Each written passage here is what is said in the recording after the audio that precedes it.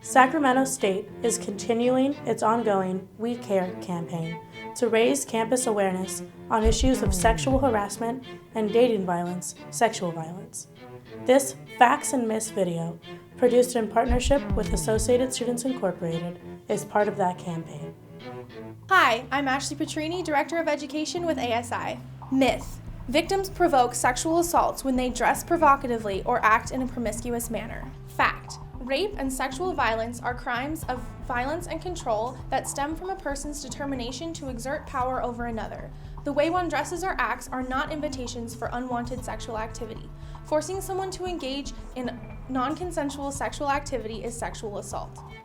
Hi, my name's Ryan Elaine and I'm ASI's Vice President for Academic Affairs. Myth: if a person goes to someone's room or house or goes to a bar, he or she assumes the risk of sexual assault.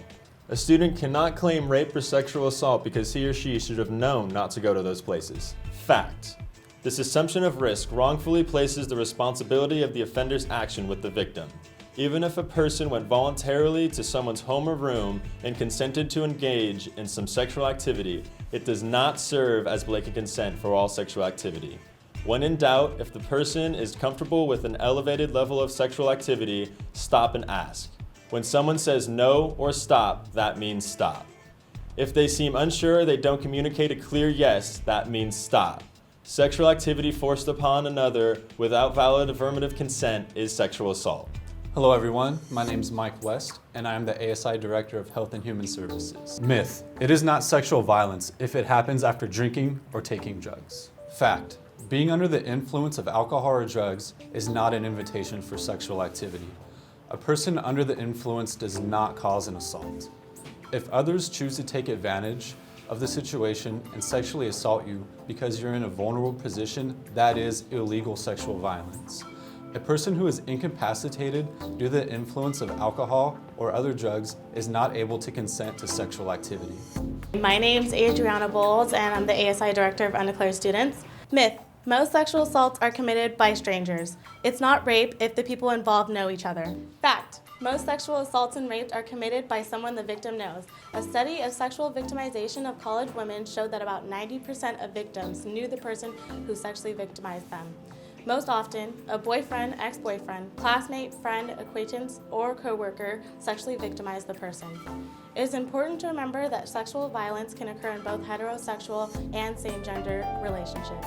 My name is Melissa Bardo, and I am the ASI Director of Natural Sciences and Mathematics. Myth: rape can be avoided if women avoid dark alleys or dangerous places where strangers might be hiding or lurking. Fact: rape and sexual violence can occur at any time, in many places, to anyone.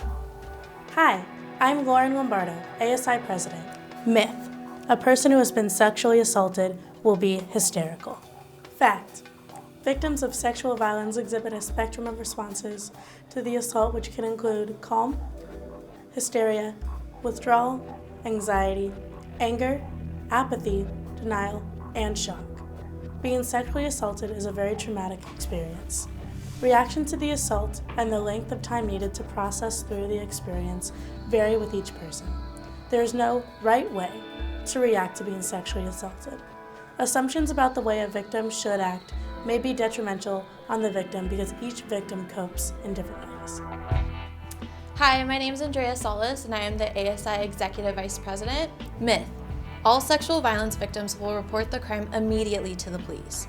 If they do not report it or delay in reporting it, then they must have changed their minds after it happened, wanted revenge, or didn't want to look like they were sexually active.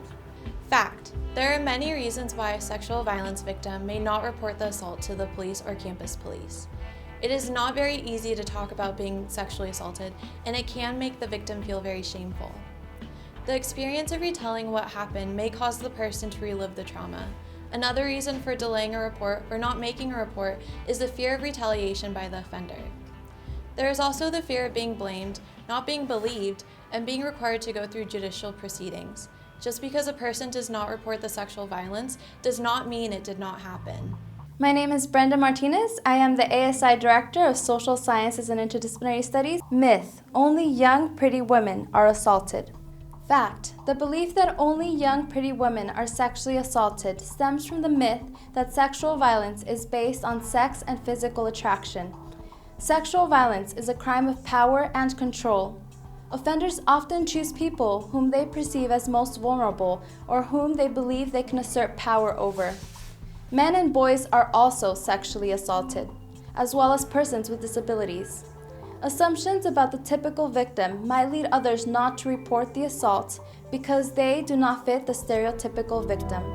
My name is Logan Rivera, and I'm the ASI Director of Engineering and Computer Science. Myth: it's only rape if the victim puts up a fight and resists.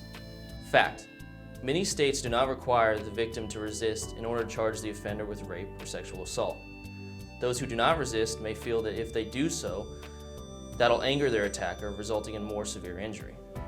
Many assault experts say that victims should trust their instincts and intuition and do what will most likely keep them alive. Not fighting or resisting an attack does not equal consent. Hi, my name's Sarah Aiden. I'm the Director of Graduate Studies for ASI. Myth: someone can only be sexually assaulted if a weapon was involved. Fact: in many cases of sexual assault, a weapon is not involved. The offender often uses physical strength, physical violence, intimidation, threats, or a combination of these tactics to overpower the victim. Although the presence of a weapon while committing the assault may result in a higher penalty or criminal charge, the absence of a weapon does not mean that the offender cannot be held criminally responsible for a sexual assault. For more information on Sac State's We Care campaign to fight sexual and dating violence, visit the Title IX website or call the Title IX Coordinator's Office.